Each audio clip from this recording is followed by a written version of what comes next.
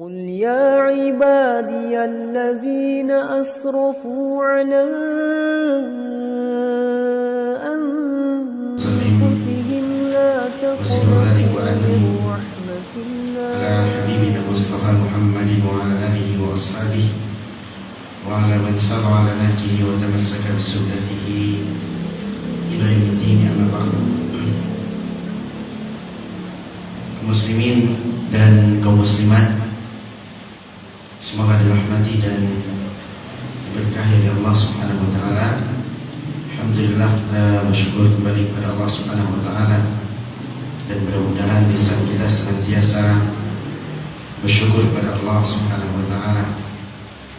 Dengan izin dan rahmat dari Allah, kita bisa hadir di majlis untuk mempelajari sunnah-sunnah Nabi kita Muhammad SAW. Dan kita juga bersyukur kepada Allah Subhanahu wa taala telah Allah pilihnya tempat ini sebagai tempat lidhuril haq, untuk menampakkan kebenaran, untuk mempelajari kebenaran, sehingga bisa kita membedakan mana yang hak dan mana yang batil. Dan kita juga bersyukur pada Allah Subhanahu wa taala. Allah Subhanahu wa taala memilih kita agar ditampakkan, mudah-mudahan melalui perantara kita, nampaknya kebenaran, nampaknya sunnah-sunnah Nabi kita Muhammad SAW, dan tersebarnya agama Islam yang sudah mulai redup di tengah-tengah kaum muslimin. Mudah-mudahan jemaah sekalian dimuliakan Allah Subhanahu wa taala, Allah karuniakan kepada kita senantiasa keikhlasan, Allah karuniakan kepada kita keistiqomahan, serta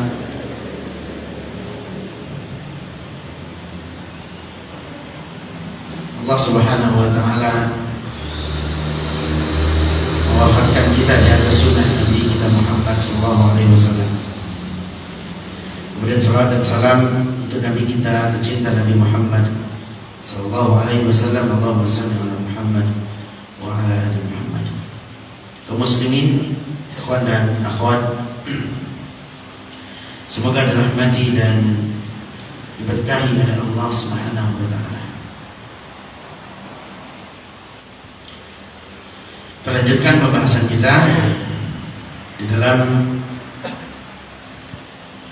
kitab tauhid, pembahasan tauhid, pembahasan akidah dalam kitab Al-Usul Tsalatsa yang dikarang oleh Syekhul Islam Muhammad bin Abdul Wahhab At-Tamimi rahimahullahu taala.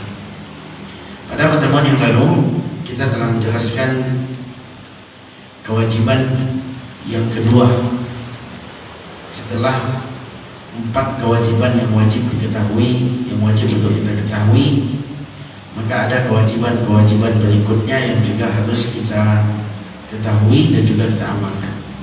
Ada berapa kemarin kita sebutkan?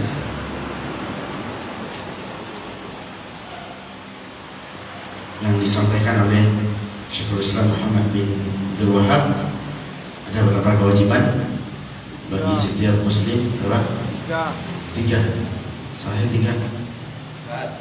4. Saya 4. Ampe yang Allah nak, ampe yang Allah yang akan masuk ke mana ni? 3. Ampe yang Allah yang masuk ke 3. Dan dari yang 3 sudah kita bahas pada cik tu baik. Cik tu. Apa yang pertama tu? Apa dan cik tu?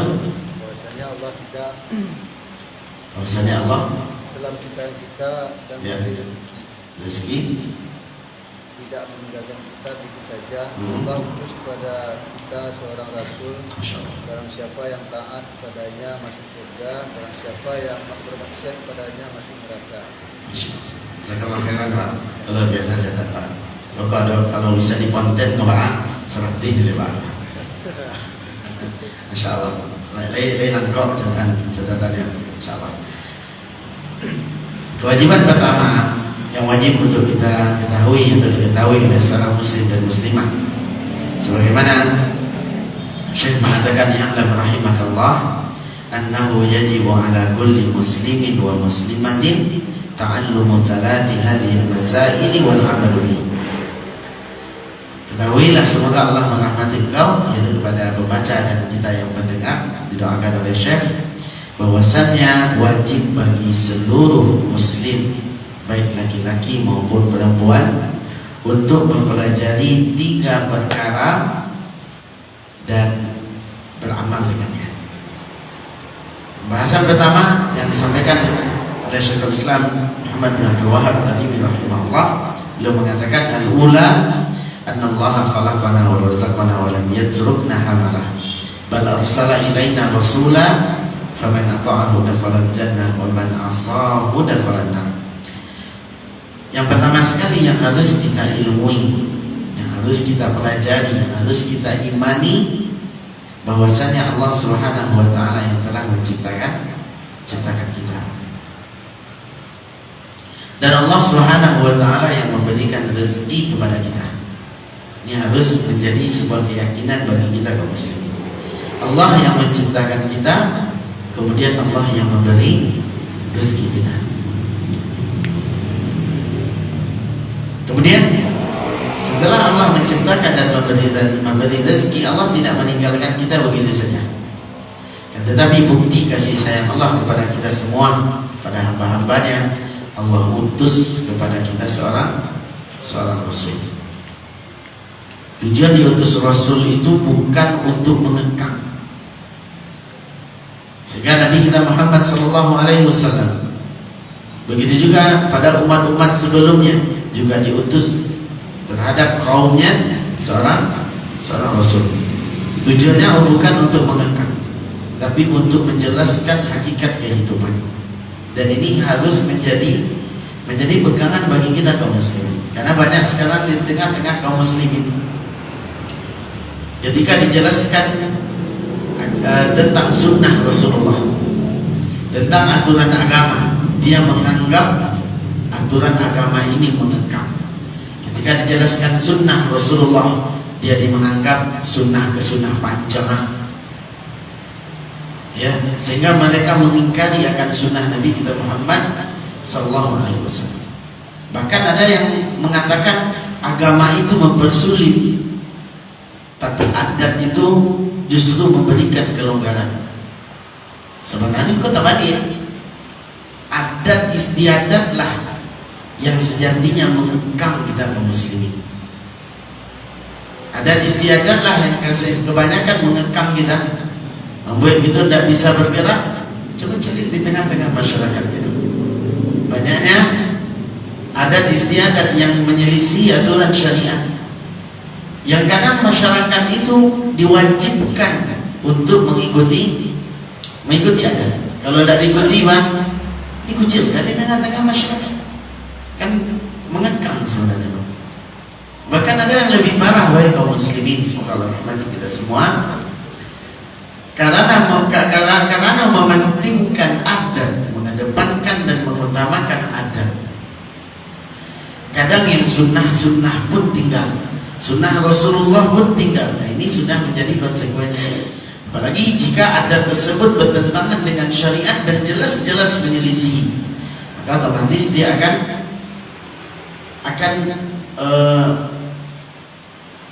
mematikan sunnah-sunnah Rasulullah, akan menghilangkan sunnah-sunnah Rasulullah.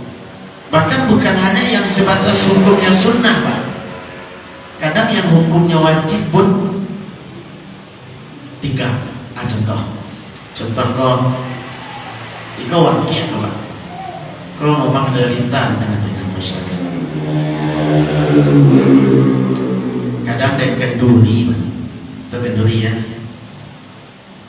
mengam sama di hari, mampe hari, malimu hari, menuju hari.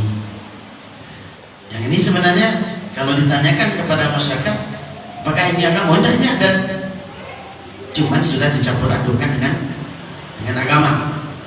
Kadang dek maniku hari, menuju hari insaf, ya, waktunya sudah menggali, ya sudah menggali bisa waktu itu. Biasanya sebagian tidak tahu kalau di sini. Kemudian jika tak ada nama, jika tak ada nama, masya Allah. Kalau di sini tidak ada, kalau di luar tak ada. Resiko ya tidak ada.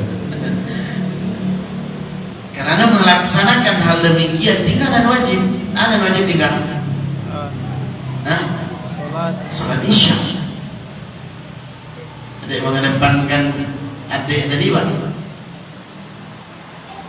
Tinggalan wajib salat isya. Kalau ditanyakan Bapak iya. Pulang dari mengaji itu salat isya. Pertanyaannya Pak. Pertanyaannya, ma yang wajib salat isya itu kah melaksanakan itu?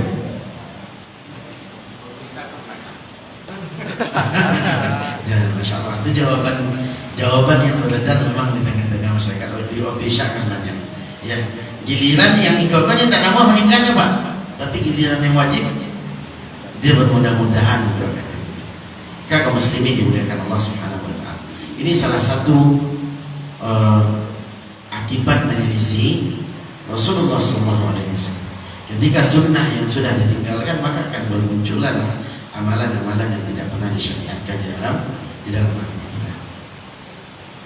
Kemudian kita juga telah menjelaskan pada pertemuan sebelumnya bahwasannya Allah Subhanahu wa taala berfirman di dalam surah apa? Dalam surah Al-Muzammil. Surah Al-Muzammil ayat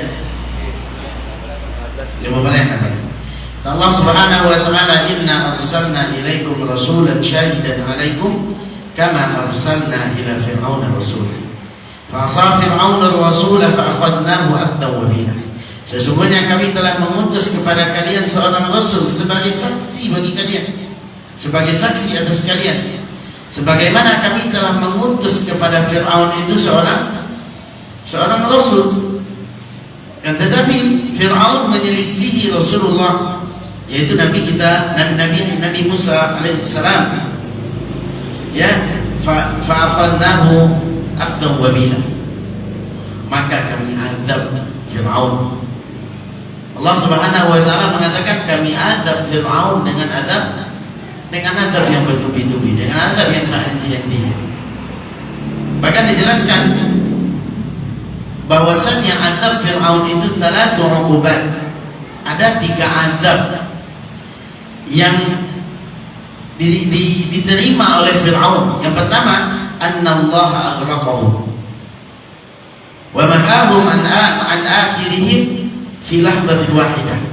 Bahwasanya Allah Subhanahu wa taala azab yang pertama untuk Fir'aun apa? Allah tenggelamkan Fir'aun. Allah tenggelamkan Fir'aun. Itu azab. Azab yang kedua apa? Annahum yu'adzabuna fil barzakhi ila an taqum as-sa'ah. Bahwasanya Fir'aun itu senantiasa diazab oleh Allah Subhanahu wa taala, yaitu di alam barzakh sampai datangnya hari kiamat. Fir'aun diazab oleh Allah Subhanahu wa taala dan terus-menerus diazab di alam barzakh sampai nanti hari berbangkit, sampai kiamat tiba. Kemudian yang ketiga kata jelaskan oleh ulama kita, annahum idza bu'ithu yaumal qiyamah yadkhuluna asyaddal 'adzab wal yad billah. Bahwasanya Fir'aun ketika dia dibangkitkan kelak pada hari kiamat, maka dia akan diazab oleh Allah Subhanahu wa taala dan dimasukkan ke dalam neraka jahanam waliyadzubillah. Ini azab. Ini sebagai bahan pelajaran bagi kita. Kalau di Minang itu kan dicontoh kanan sudah, dituah kanan mana. Nah, kalau ada contoh Al-Quran, kalau ada contoh Allah yang mengabarkan langsung di dalam Al-Quran, contoh orang yang menyelisih Rasul, yaitu seperti Fir'aun. Maka ketika Rasulullah diselisih oleh umatnya, tidak ada ruginya bagi Nabi kita Muhammad SAW. Namun mereka akan diazab oleh Allah Subhanahu wa taala. Sebagaimana dalam sebuah hadis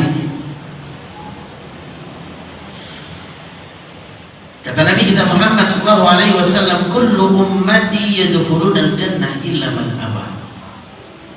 Seluruh umatku akan masuk surga kecuali orang yang enggan masuk surga.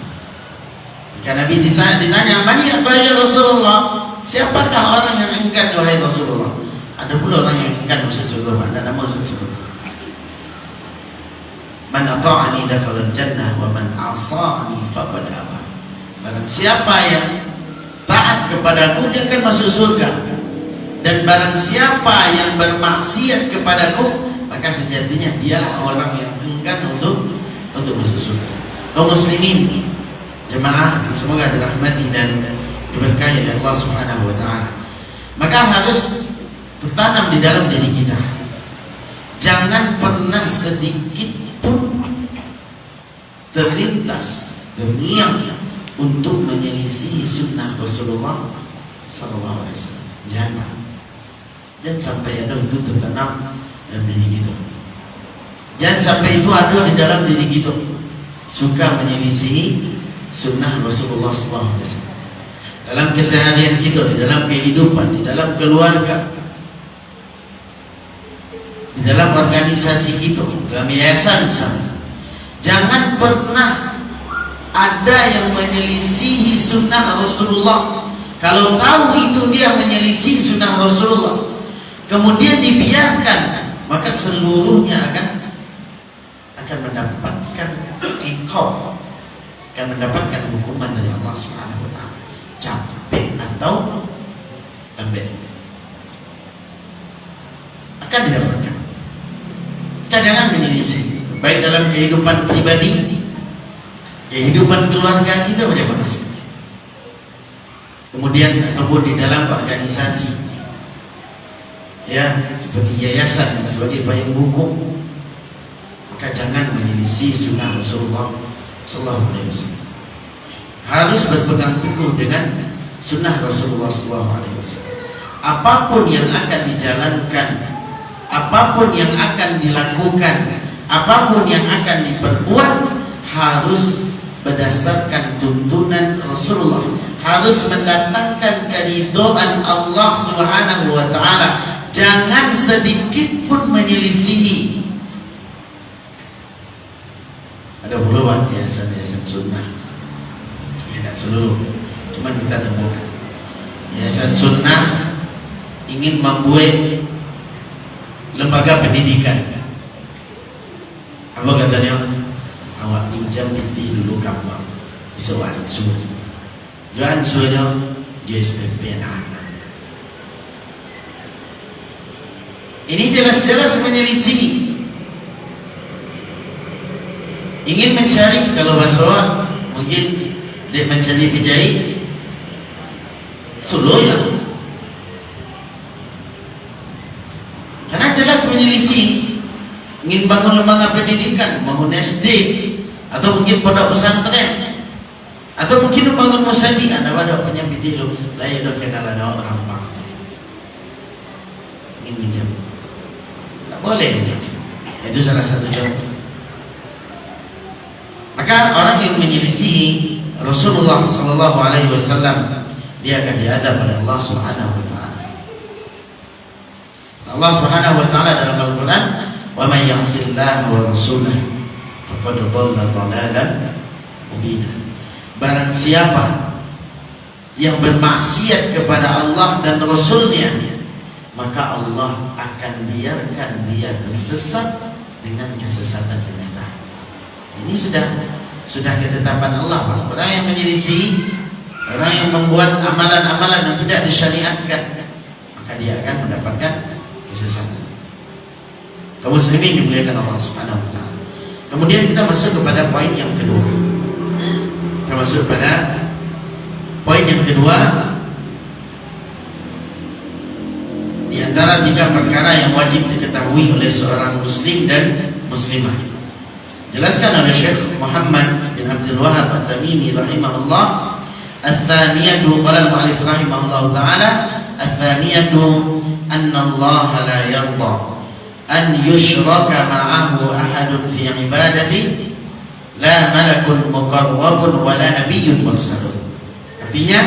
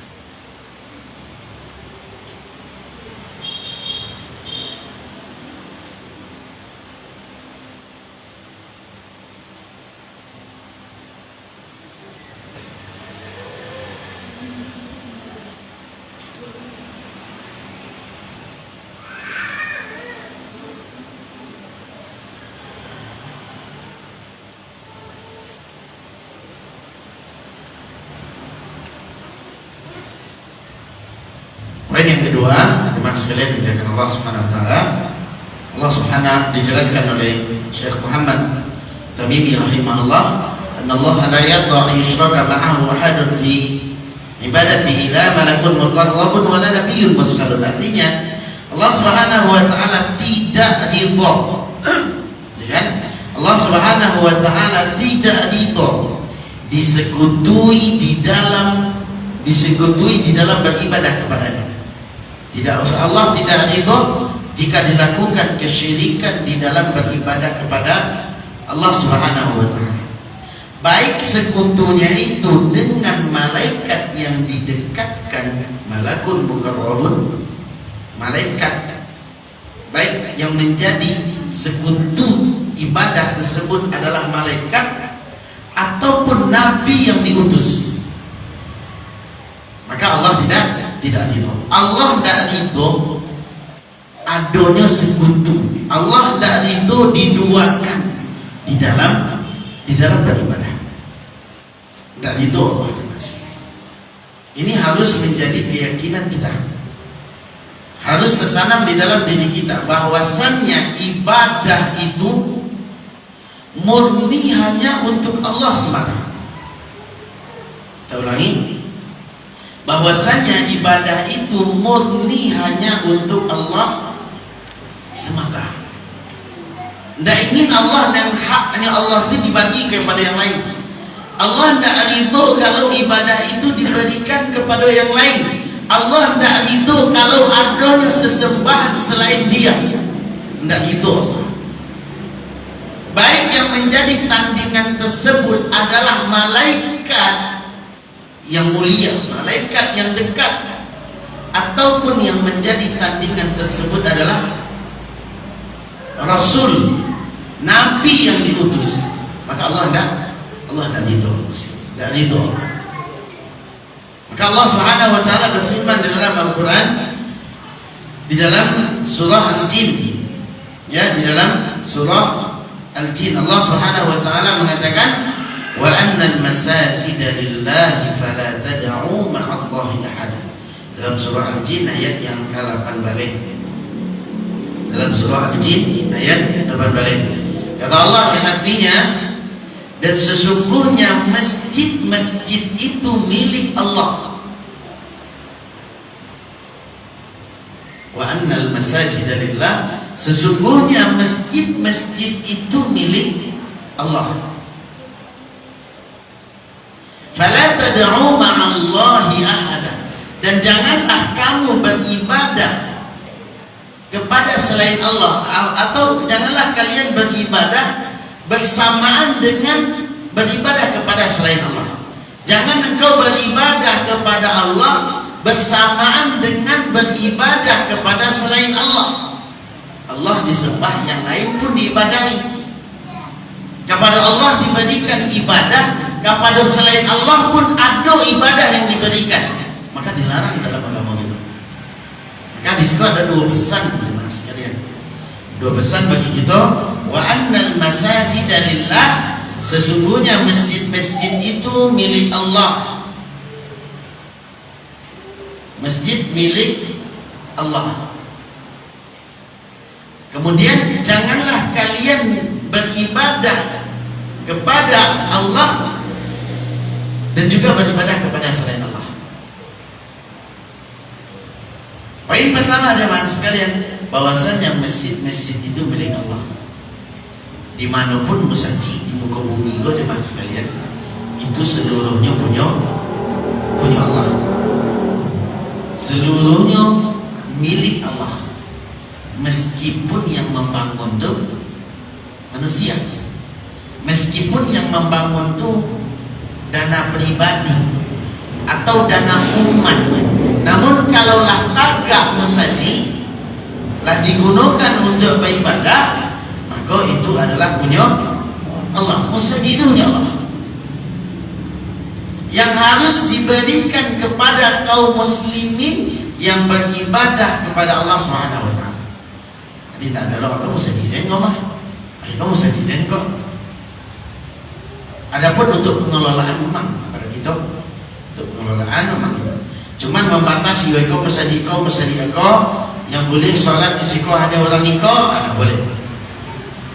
Siapapun harus terbuka untuk seluruh kaum muslimin yang mau beribadah kepada Allah Subhanahu wa taala. Kemudian Allah Subhanahu wa taala berpesan di dalam ayat ini, tidak boleh beribadah kepada selain Allah Subhanahu wa taala, tidak boleh melakukan kesyirikan.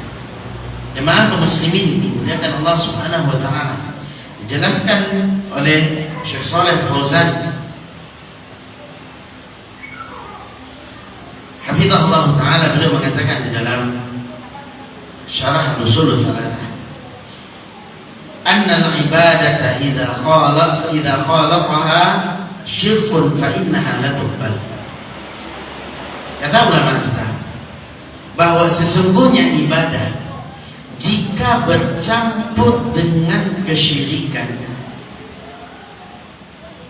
maka ibadah tersebut tidak diterima. Mohon perhatikan jemaah sekalian, itu prinsip. Sesungguhnya ibadah jika bercampur dengan kesyirikan, maka ibadah tersebut tidak diterima. Maksud bercampur di situ jemaah sekalian bukan berarti dalam sholat itu ada untuk Allah, ada untuk selain Allah. Tidak. Bisa jadi ibadah-ibadah yang berbeda-beda. Namun sebahagian ibadah diberikan kepada Allah dan sebahagian ibadah lain diberikan kepada selain Allah. Ini namanya mencampur adukkan ibadah. Nama campur aduk ibadah dengan kesyirikan. Lianna la budda an takuna al-ibadatu khalisatan liwajhillah. Bahwasanya ibadah tersebut harus ditujukan karena Allah Subhanahu wa taala, ikhlas karena Allah Subhanahu wa taala, untuk mencari wajah Allah Subhanahu wa taala. Faman 'abbada Allah wa 'abada ma'ahu ghairahu fa ibadatuhu batil. Barang siapa yang beribadah kepada Allah, kemudian di sisi lain dia juga beribadah kepada selain Allah, maka ibadahnya tadi batil. Contoh, salatnya untuk Allah, puasanya untuk Allah, tapi giliran berdoa kepada wali misalnya, doa kepada penghuni kubur misalnya, berdoa kepada inyit misalnya, doa itu kan ibadah. Maka ketika adanya ibadah yang diberikan kepada selain Allah, itulah yang dinamakan dengan kesyirikan. Itulah yang dinamakan dengan kesyirikan. Kemudian dijelaskan oleh ulama kita, li'anna al-ibadah la tanfa'u illa ma'al ikhlas wa tauhid. Fa idza khalaqaha syirkun fasadat. Sesungguhnya ibadah tidak bermanfaat. Perhatikan wahai kaum muslimin, semoga Allah rahmati kita semua. Sesungguhnya ibadah tidak bermanfaat kecuali dengan ikhlas dan mentauhidkan Allah Subhanahu wa taala di dalamnya. Apabila ibadah tersebut bercampur dengan kesyirikan, maka rusaklah seluruh ibadah tersebut. Sebagaimana Allah Subhanahu wa taala mengatakan dalam Al-Qur'an, dalam surah Az-Zumar ayat 65, la in asyrakta la yahbatanna 'amaluka. Kalau kau berbuat syirik, maka akan dihapuskan seluruh amal ibadahmu. Jadi bukan ibadah, ibadahnya kepada Allah. Namun karena kesyirikan yang dilakukan, ibadah kepada Allah tadi tidak diterima. Kaum muslimin dimuliakan Allah Subhanahu wa taala. Kemudian perumpamaan ibadah itu dijelaskan oleh para ulama, fal ibadatu la tusamma ibadatan illa ma'at tauhid, kama anna as-salata la tusamma salatan illa ma'at taharah. Ibadah itu tidaklah dianggap sebagai ibadah. Sesuatu itu tidaklah dianggap sebagai ibadah kecuali harus dengan tauhid. Itu membuktikan ibadah hanya kepada Allah Subhanahu wa taala. Kama anna as-salata la tusamma salatan illa ma'at taharah. Sebagaimana salat itu tidak sah kecuali dengan bersuci.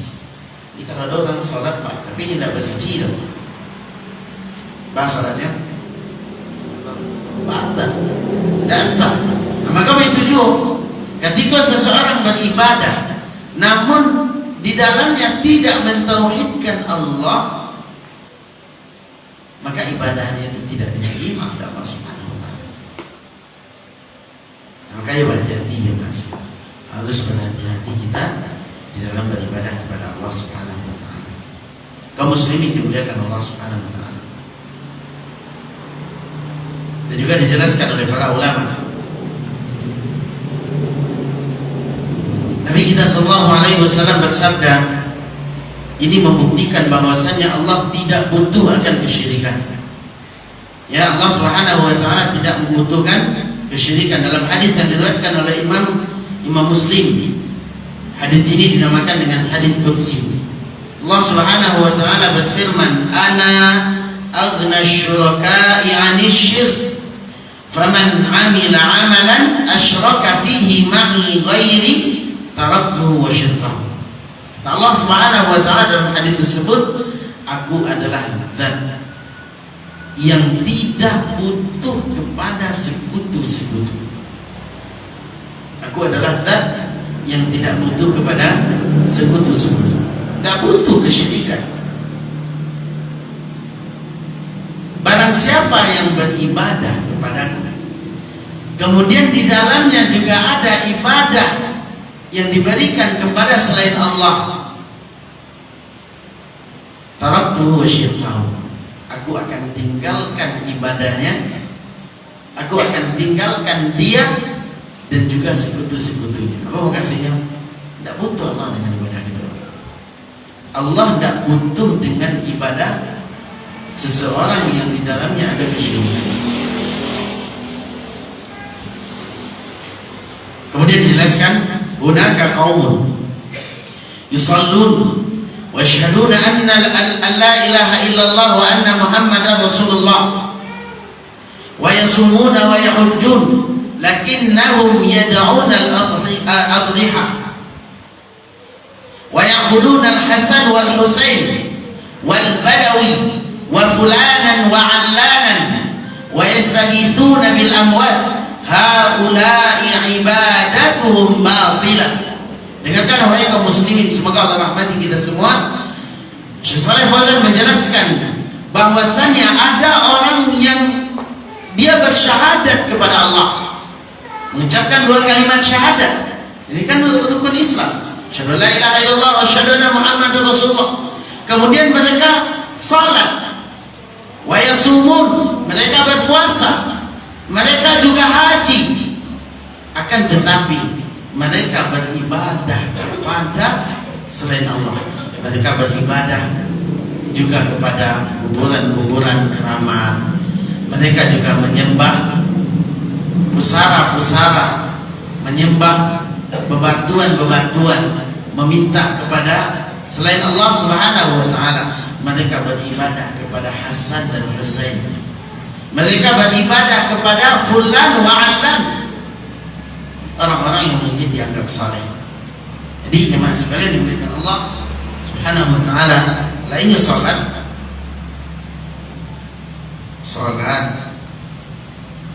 puasa,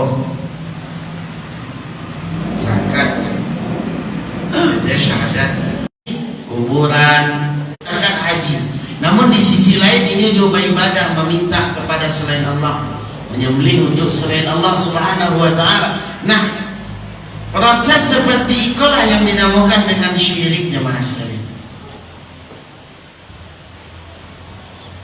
Proses seperti itulah yang dinamakan dengan kesyirikan.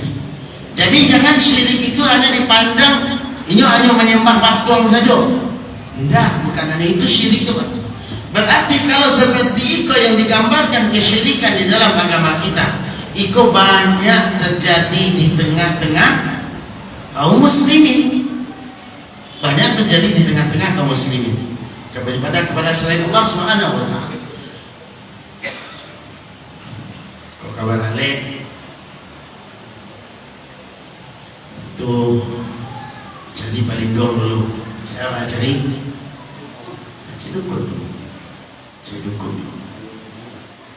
Kau kemana lagi rumah baru pada bihan kambing pada rahi sebelah.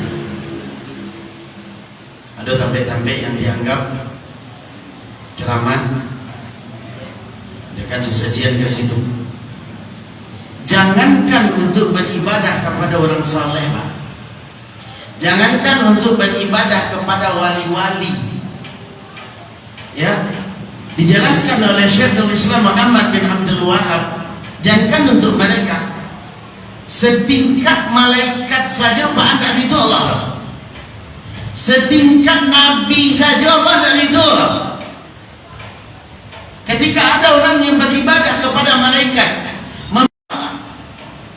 Allah dari itu. Perlu dengan orang yang hanya dianggap saleh. Kan manusia yang menganggap soleh. Kalau malaikat kau siapa yang menganggapnya soleh? Allah. Nabi saya yang mengutus Allah. Tidak itu Allah. Kalau ikut dijadikan sebagai sekutu. Tidak itu Allah. Apalagi kalau hanya sebatas dugaan semata. Oh, ini orang soleh, ini orang baik, ini orang ikut dan begitu. Maka mereka tidak pantas untuk dijadikan sebagai sesembahan. Itu baca doa yang murni kepada Allah Subhanahu wa taala. Subhanahu wa taala. Seperti mungkin berdoa. Doa dia meminta kepada selain Allah, minta kepada Kiai Fulan, menyebut kalau berdoa itu disebut Kiai Fulan dulu. Kalau berdoa meminta kepada Syekh Alan dan seterusnya. Kemudian ketika yang meminta, yang itu merupakan hak Allah. Contohnya minta kesehatan, minta kesehatan seharusnya diberikan, meminta kepada siapa?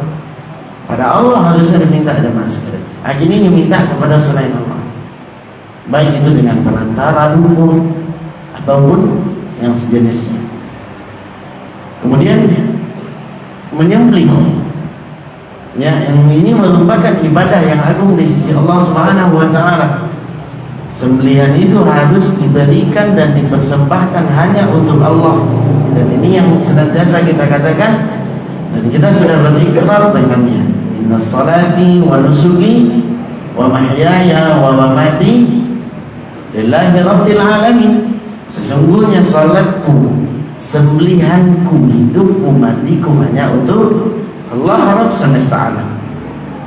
Nah, ketika jenis ibadah ini atau ibadah lainnya diberikan kepada selain Allah dan dia di ibadah ini diberikan kepada Allah, maka inilah yang dinamakan dengan kesyirikan. Ulangi, ketika sebahagian ibadah diberikan kepada Allah dan ibadah yang lain diberikan kepada selain Allah, maka inilah yang dinamakan dengan kesyirikan. Padahal ini juga seharusnya ini hak Allah. Ini adalah hak Allah.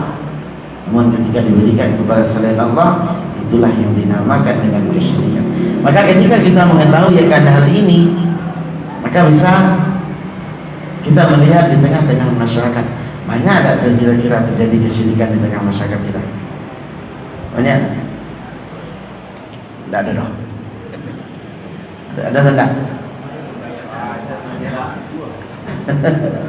Jamu. Nah, seperti itu jemaah sekalian. Nah,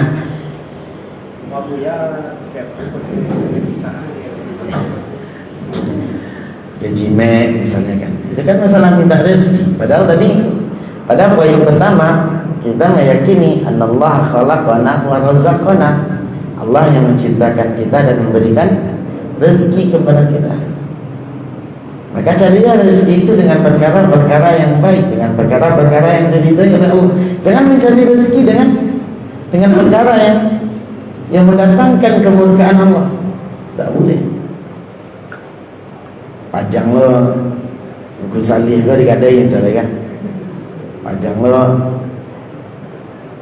namanya kok jari angau woy. Jari angau masukkan ke apa? Ke kain putih, masukkan ke bulu halu tu. Itu tanam sendiri, tadi sendiri lah. Misalnya, kita pak kudo, sepatu kudo, sepatu kudo, sepatu kudo. Ini adalah bentuk-bentuk kesyirikan. Maka tujuan kita belajar ini, sebagaimana dikatakan tadi oleh Syekh, annahu yajibu ala kulli muslimin wa muslimatin ta'allumu hadhihi thalath hadhihi masail wal 'amalu bihinna. Wajib bagi seorang muslim, baik laki-laki maupun perempuan, untuk mengetahui tiga perkara ini serta mengamalkannya. Maka sekarang kita berada pada poin kedua, bahwasanya Allah tidak ridha disekutuai. Allah tidak ridha kalau dilakukan kesyirikan kepadanya. Maka wajib bagi kita, wahai kaum muslimin, untuk mempelajari bentuk-bentuk kesyirikan. Wajib bagi kita, Pak. Saya ulangi, atas dasar itu wajib bagi kaum muslimin seluruhnya tanpa terkecuali untuk mengetahui bentuk-bentuk kesyirikan. Ia harus tahu kita, Pak. Sebagaimana pepatah mengatakan, araftu syarra la li syarri. Saya mengetahui keburukan itu bukan untuk diamalkan, lakin ditawakki, supaya tidak terjerumus ke dalam kesyirikan. Man lam ya'rif syarra min al-khair waqa'a fihi. Barang siapa yang tidak mengetahui keburukan-keburukan di tengah-tengah kebaikan, maka besar kemungkinan yang akan terjerumus ke dalam keburukan tersebut. Termasuk dalam hal itu adalah kesyirikan. Itu keburukan yang paling gadang oleh kaum muslimin. Syirik itu adalah keburukan dan dosa yang paling gadang. Maka wajib bagi kita untuk mengetahui bentuk-bentuk kesyirikan. Baik itu syirik itu berupa, ada syirik itu berupa perkataan, ada syirik yang berupa perkataan. Harus tahu gitu. Kadang kita tidak sadar, Pak. Bahkan itu sudah menjadi kebiasaan kita. Dia tidak tolong disianu itu dari ya, ye nyumbaan mana menolong dia, ye nyumbaan mana menolong dia. Tanpa menyebutkan Allah Subhanahu wa taala, tak boleh. Bahkan kadang kalaupun disebutkan Allah, harus adalah cara misalnya kita menyebut alhamdulillah hamba ditolong dari sianu dan di bulan doa. Hanya perkataan ditolong dari Allah dan fulan menolong. Allah menolong dan fulan menolong, itu pun termasuk ke dalam kesyirikan jemaah. Seharusnya bawa mengajar alhamdulillah ditolong dari Allah, kemudian ditolong dari si Hanuba. Yang membedakannya di situ. Ya wow tadi dan ada kita enak mas sekalian.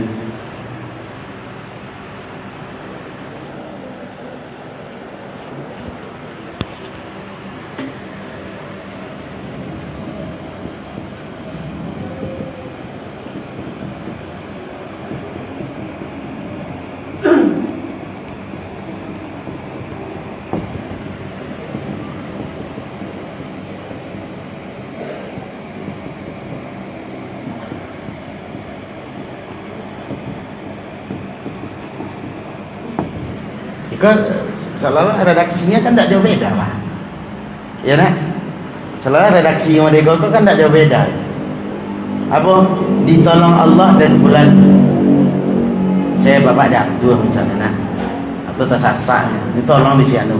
Itu mengecek ke kawan. Alhamdulillah dan ditolong dari Allah dan bulan menolong tadi.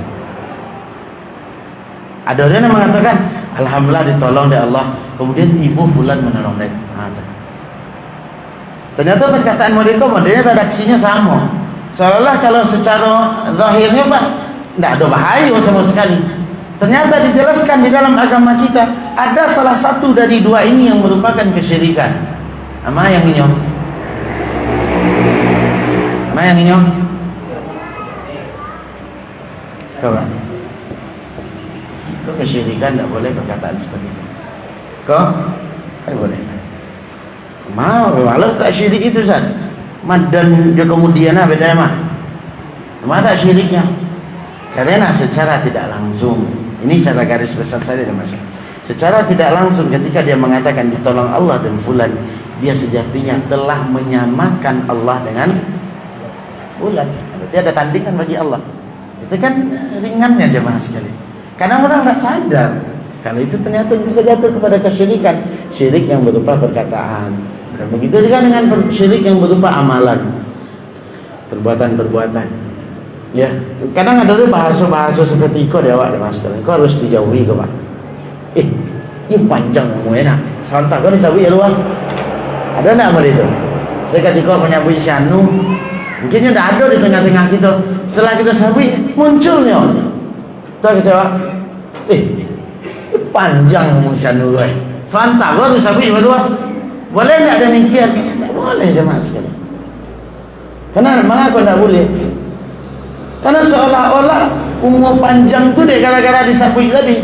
Padahal tidak ada hubungannya panjang umur dia sabui namanya tadi. Tidak ada hubungannya. Nah, kadang awak gabungkan itu jemaah sekalian. Wih, ini panjang usia juga. Sementara kau disabui berdua. Ada malah tahu umur panjang. Apa hari tambahan? Tidak tahu kita. Kita maka menggabungkan hal demikian tidak boleh. Maka kan perkara-perkara seperti itu kadang kita tidak tahu Pak. Dalam keseharian kita, lama kali itu aja contoh. Tiba anak dia rantau undi, patang ko, hantar ko rasa. Ala tiba teleponnya langsung. Hebat. Maka berhati-hatilah kaum muslimin. Atas dasar itu wajib bagi kita. Katakan wajib bagi seluruh kaum muslimin untuk mengetahui tauhid dengan benar dan juga mengetahui bentuk-bentuk kesyirikan. Wallahu a'lam bishawab. Kini yang saya sampaikan mudah-mudahan bermanfaat bagi kita. Sallallahu alaihi Muhammad wa ala alihi washabihi ajma'in. Alhamdulillahirabbil alamin. Silakan bagi jemaah sekiranya ada yang bertanya, yang ragu, yang kurang paham, boleh ditanyakan. Sekiranya bisa kita jawab insyaallah. Silakan.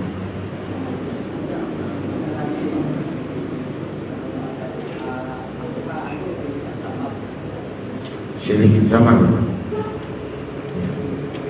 Samar itu karena belum jaleh ya Pak. Samar itu karena belum jaleh saja. Dan Nabi SAW memberikan gambaran kepada kita, dan itu banyak di antara kaum muslimin tidak tahu ya bentuk-bentuk kesyirikan, yaitu berupa hilangnya keikhlasan, Pak. Kata Nabi kita Muhammad SAW, inna akhwafa ma akhafu alaikum asyirkul asghar. Sesungguhnya yang paling aku khawatirkan menimpa kalian adalah syirik kecil. Adalah syirik kecil. Kemudian para sahabat bertanya, wa ma syirkul asghar ya Rasulullah? Apa itu syirik kecil wahai Rasulullah? Kata Nabi, riya. Riya itu apa? Diberikan gambaran oleh para ulama kita. Ini lebih halus daripada samui hitam di batu hitam di tengah malam ditampik nang kalam. Nampak Pak? Hah? Apa dia tagak nang kalam tu nampak tak? Ambo saya kadang-kadang tagak nang kalam ada batu hitam, pakai baju hitam. Kalau hitam tu sedih kok. Anda nampak tu dah. Galak mana gigi entah lagi nampak ya. Amal itu lah Pak, aluhnya Pak. Kadang kita tidak sadar kalau itu adalah riya. Tidak sadar gitu loh. Maka supaya kita terhindar dari itu tuh Pak, Nabi mengajarkan doa gitu. Ya selain kita harus belajar terus menerus Pak, belajar agar senantiasa ikhlas. Maka para ulama dulu mengatakan apa? Antara Sufyan Tsauri mengatakan, ma'alajtu syai'an ashadda min niyyati li'annaha tataqallabu alayya.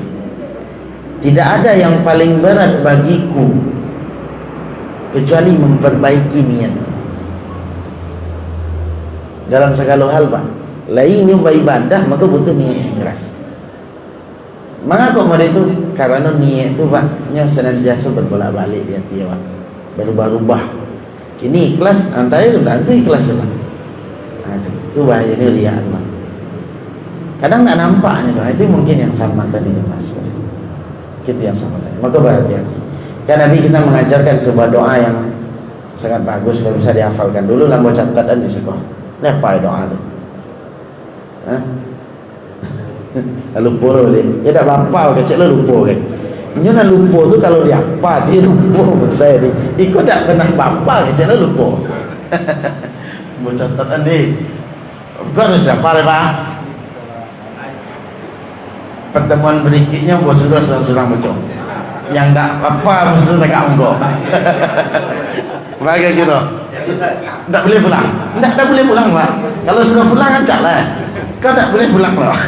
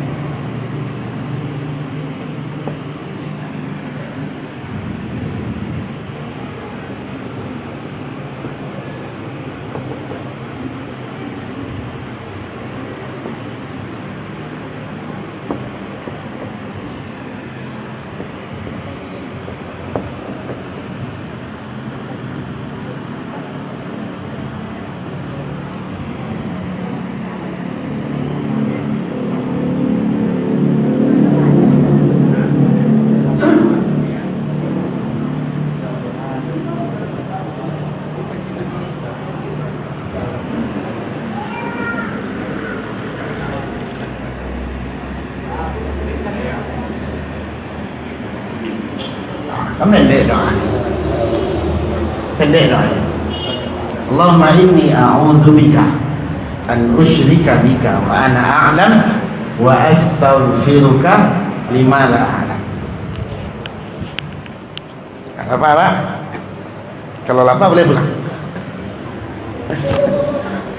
Yang apa boleh pulang? Allahumma inni a'udzubika an usyrika bika wa ana a'lam wa astaghfiruka lima la a'lam.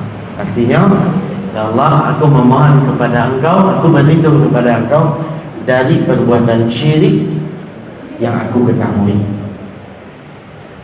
Aku berlindung kepada Engkau dari perbuatan syirik yang aku ketahui. dan aku berlindung kepada engkau, dan aku memohon ampun kepada engkau atas perbuatan syirik yang tidak aku ketahui. Apa itu perbuatan syirik yang tidak aku ketahui? Mungkin Allah tahu cara berbuatnya, tapi kadang riak kau nyusupnya mana? Riak kau nyusup.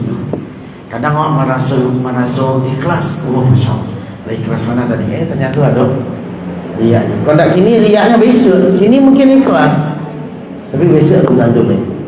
Kalau tak besok, pun tak besok. Pakan besok, bulan besok, tahun besok, mungkin 10 tahun yang berikutnya. Tak sabui, bangga.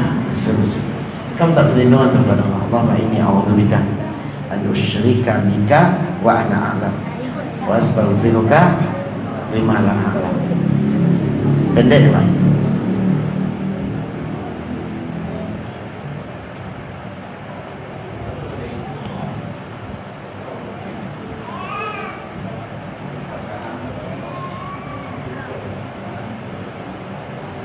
Yang lain silakan. Minum air.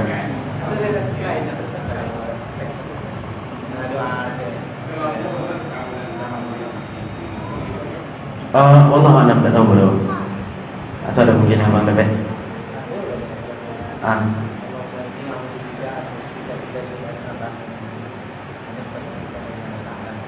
Bisa.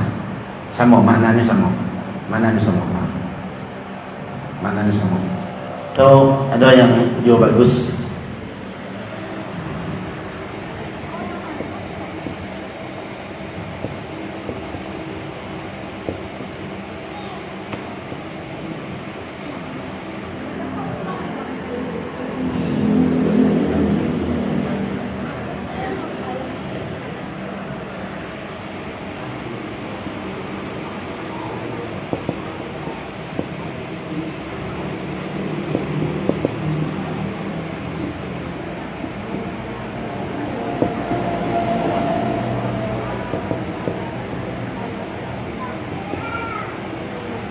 Kau bagus juga mana sekali.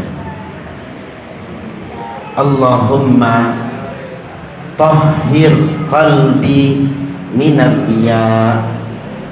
Allahumma tahhir qalbi minar riya.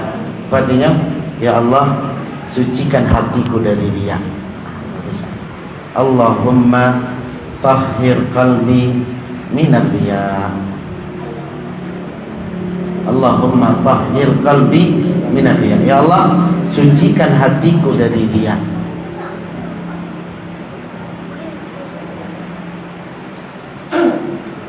Maka dijelaskan oleh para ulama tentang doa itu, Pak. Dijelaskan oleh para ulama itu. Barang saya yang hafal doa itu dengan benar, kemudian dia juga senantiasa memperbaiki diri, menuntut ilmu, maka Allah akan jaga dirinya dari penyakit-penyakit riya. Allah akan jaga dirinya dari kesyirikan.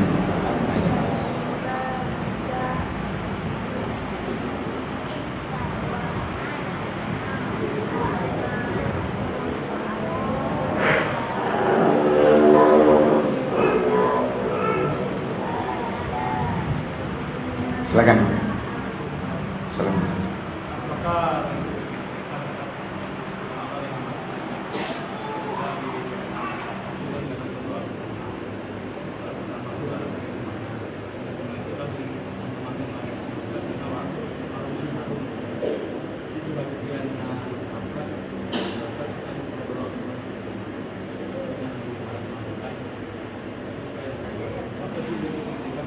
Ya.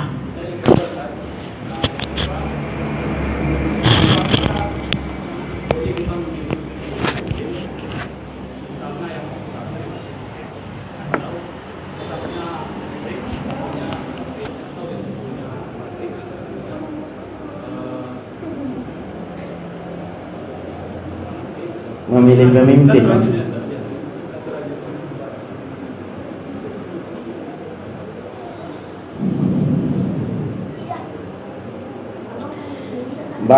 Hukumnya menggunakan kumayan. Biasanya tengah masyarakat kumayan itu digunakan ketika berdoa dengan tujuan untuk mengimbau malaikat.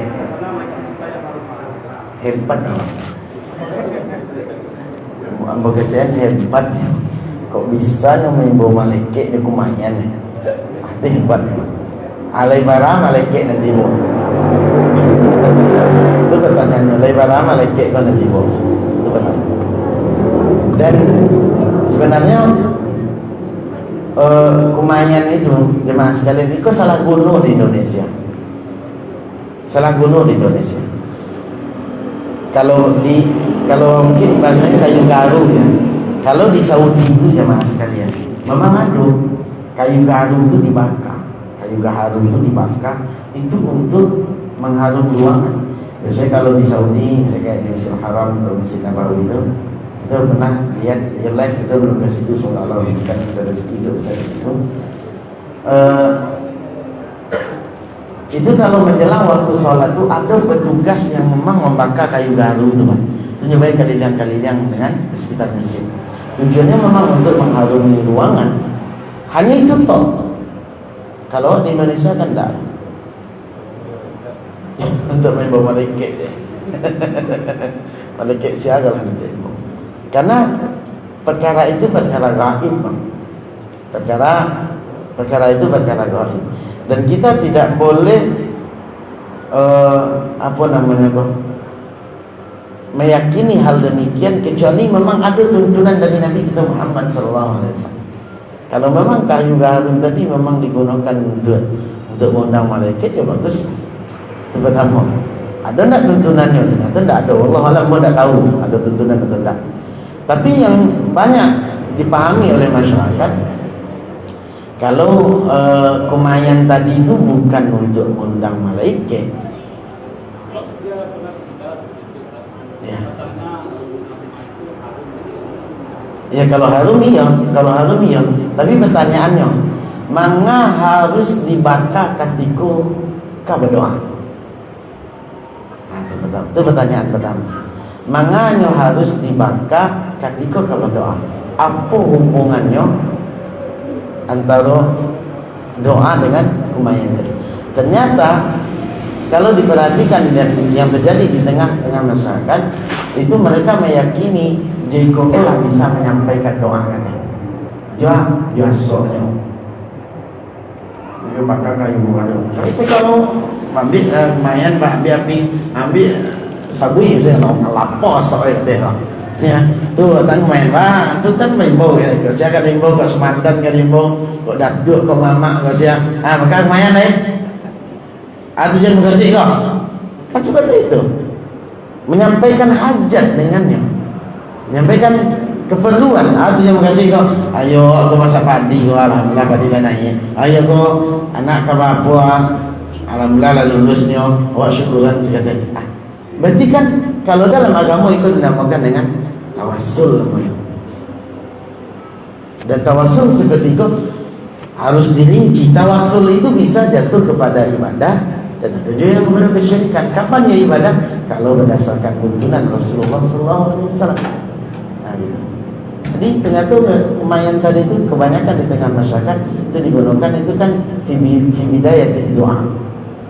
Muqaddimah berdoa. Jadi seolah-olah tidak afdal kalau tidak ada kumayan. Carilah. Tidak kau baca doa di bangku dulu.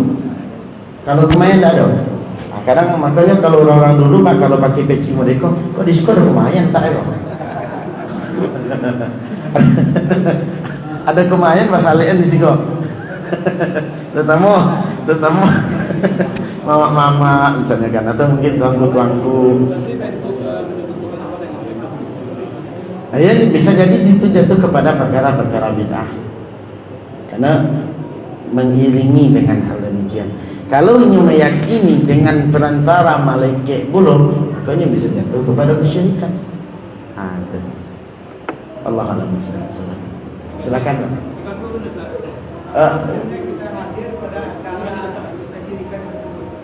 Apa?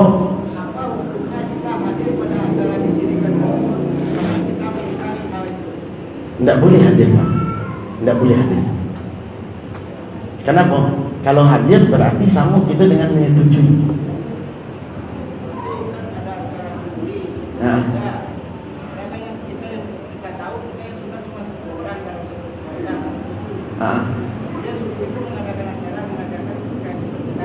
Ya Pak. Ya, jadi secara garis besar tidak boleh menghadiri Pak. Karena kalau menghadiri berarti kita menyetujui. Kini berarti permasalahan yang Pak sampaikan beda nanti. Bahkan kalau di keluarga kita yang baru paham, ada kendurian di rumah, ada menuju hari sekian hari misalnya, boleh tidak kita hadir? Harus kita ingkari Pak. Harus kita siasati untuk tidak hadir itu pertama Pak. Kalau memang harus pula di situ, tidak boleh ikut acara mereka. Cukup kalau bahasa cari mungkual atas. Baik. Tapi kok duduk di situ kan, anggur atau mengganggu mereka. Itu sama dengan berarti kita ikut di dalam hal itu. Maka dalam hal ini jemaah sekalian yang dimuliakan Allah, kita harus ada bentuk pengingkaran dalam hati Pak. Kalaupun tidak bisa kita mencegah Pak, ya maka kita ingkari dalam hati kita. Gitu.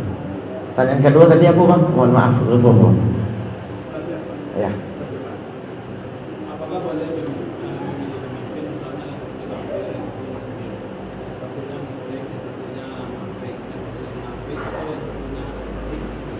Memilihnya, malah memilih cik muslim sepasang itu. Yang harus menjadi termasuk perbandingan yang keliru itu jemaah sekalian, membandingkan misalnya ikut cik kafir, cik muslim, cuma kafirnya baik, muslimnya tidak baik. Itu tidak boleh membandingkan demikian, tidak boleh. Yang harus dibandingkan itu harus ada kesamaan dulu, yaitu sama-sama muslim. Cuman muslim kok kalau kau orangnya mereka, muslimnya kau muslim taat, dan cik muslimnya kurang taat. Berarti mulai itu perbandingannya. Kalau perbandingan cik kafir, cik muslim tidak boleh perbandingan. Itu bukan perbandingan namanya. Perbandingan yang wakil namanya. Kalah ya? Cik muslim, cik kafir itu tidak kalah cik itu. Iya. Kalau bagi muslim itu kalah satu. Ya, tidak boleh, tidak boleh.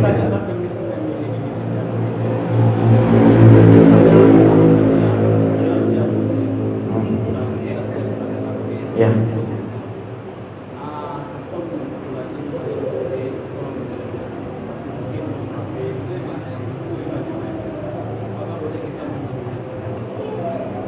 Pasangannya kok atau apa?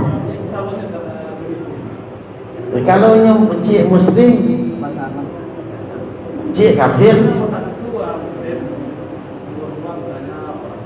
tidak boleh pilih kafir, harus pilih muslim.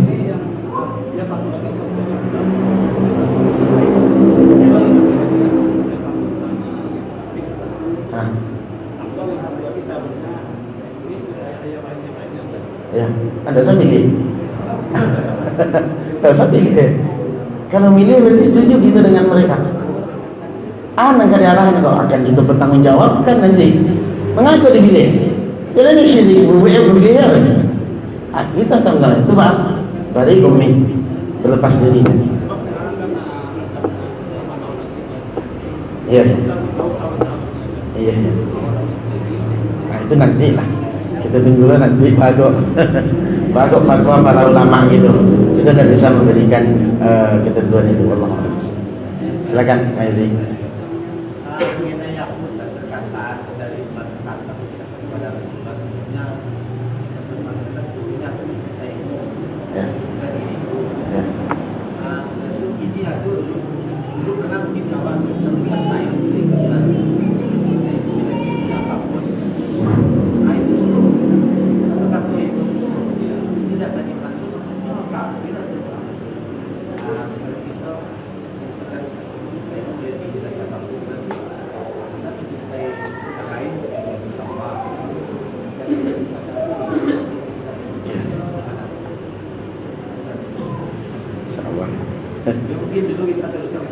Iya.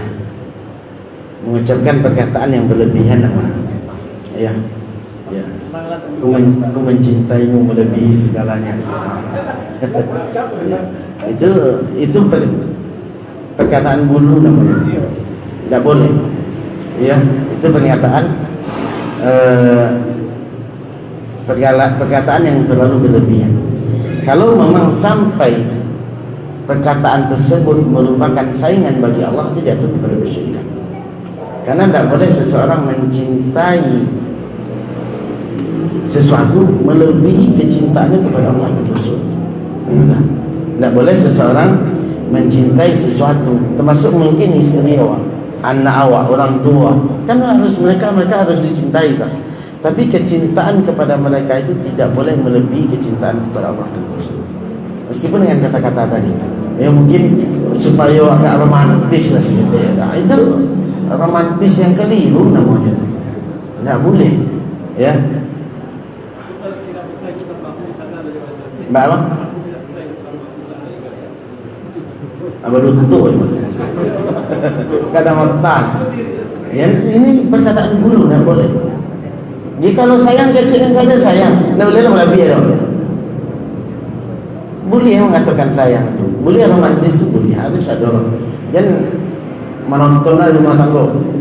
Kopi cik, makan cik, tidak, harus panggil dengan panggilan kelembutan. Nah, ini yang hadis yang dah maksud tadi, Rezi. Kita bacakan hadisnya.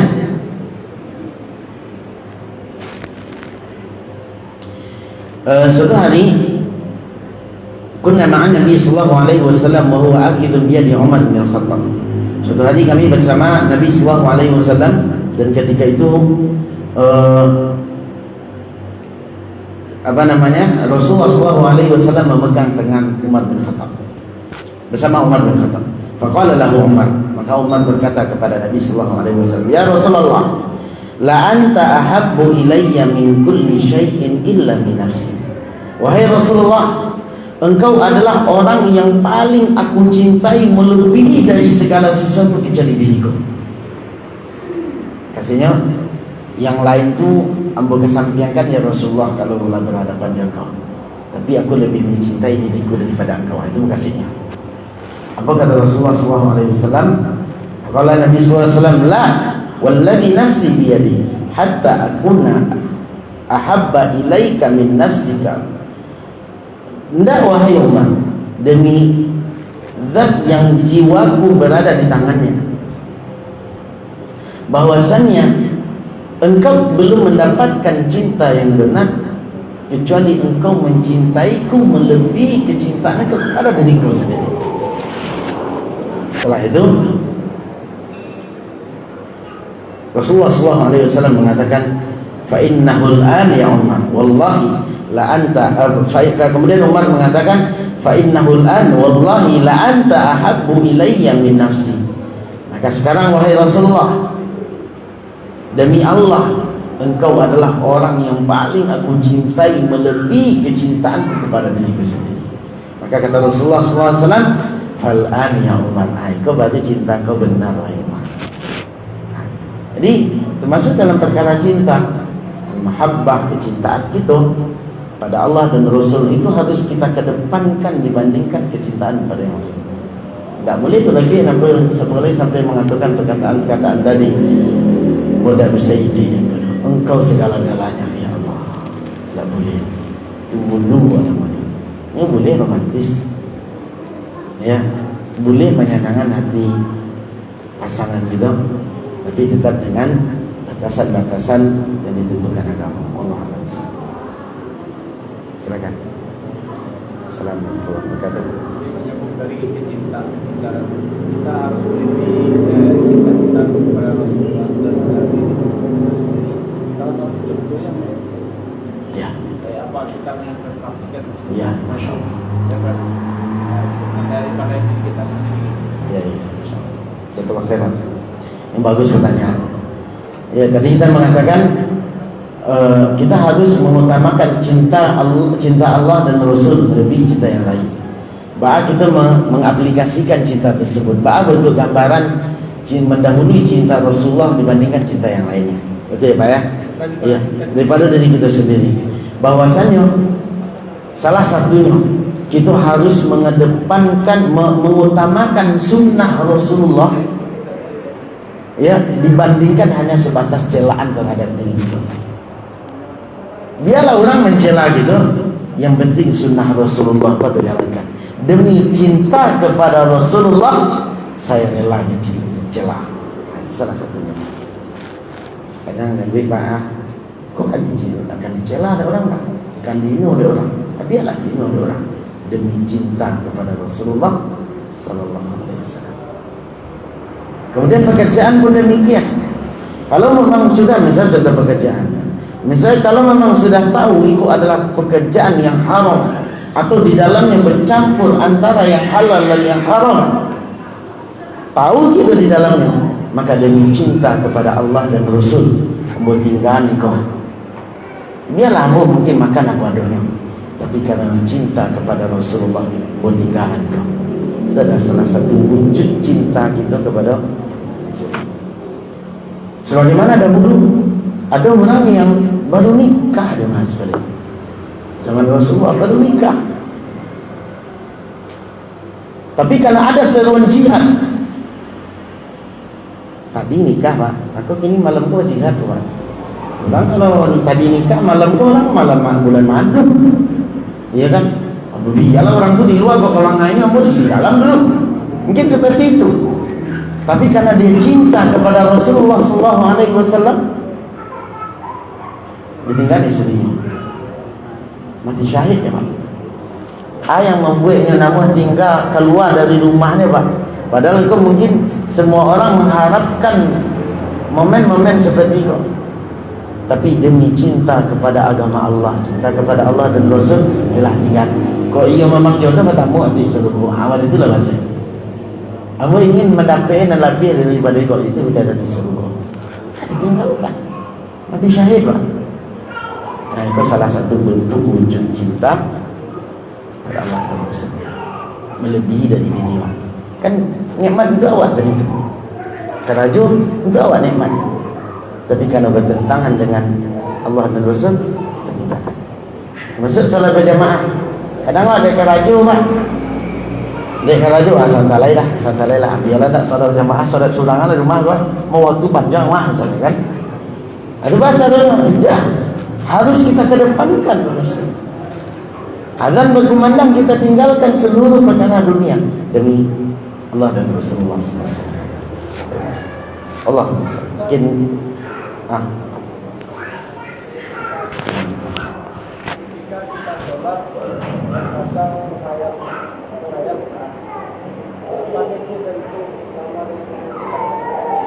sama dengan kesyirikan. Oh enggak. Tapi kalau yang dihayalkan tuh wajah tuanku artinya, karena memang ada jemaah sekalian, ada sebagian pemahaman terjadi di tengah-tengah masyarakat. Ini kalau sholat tuh pak, takbir tuh kalau belum terbayang wajah tuanku takbir kan, sehingga ini takbirnya tidak santai kok, cikot-cikot tadi, sampai betul-betul terbayang wajah tuanku. Kalau terbayang belum bisa. Kalau yang demikian jatuh kepada kesyirikan. Ikut ibadah pun untuk Allah, mengambil semasa tuanku ke sini. Ikut takkan aja tu undi ayam tadi ada makan alun masukan oleh undi di mana tak kunci unda tadi yo. Sama kan? Itu namanya kekhusyuan yang hilang. Hilangnya kekhusyuan itu. Iya. Iya. Oleh itu bila harus berusaha untuk khusyuk dalam solat. Allah. Terakhir. Apa?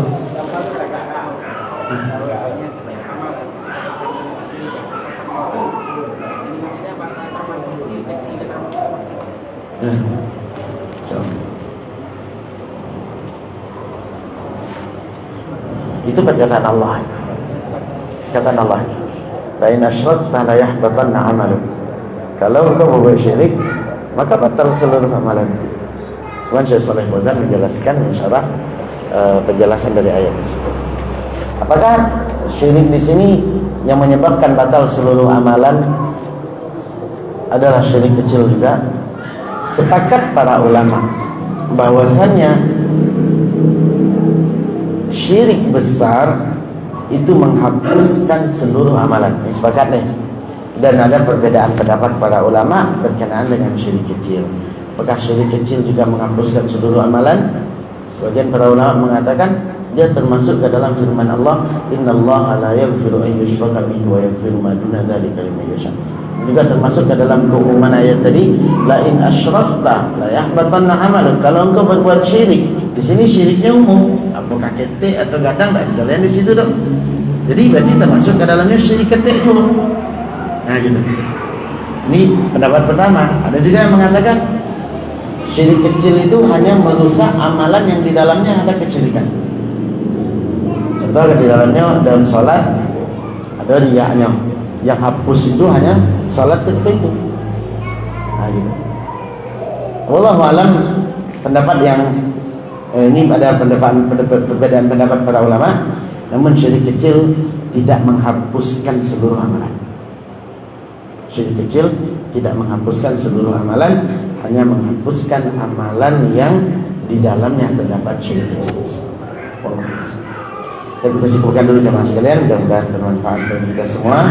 Allah berikan kita pemahaman yang baik di dalam urusan agama kita. Allah tampakkan kepada kita tauhid dan Allah mudahkan kita berpegang teguh dengannya. Allah tampakkan kepada kita kesyirikan dan Allah mudahkan kita untuk menjauhinya. Kita tutup dengan doa kafaratul majlis. Subhanakallahumma bihamdika asyhadu an la ilaha illa anta astaghfiruka wa atubu ilaik. Wassalamualaikum warahmatullahi wabarakatuh.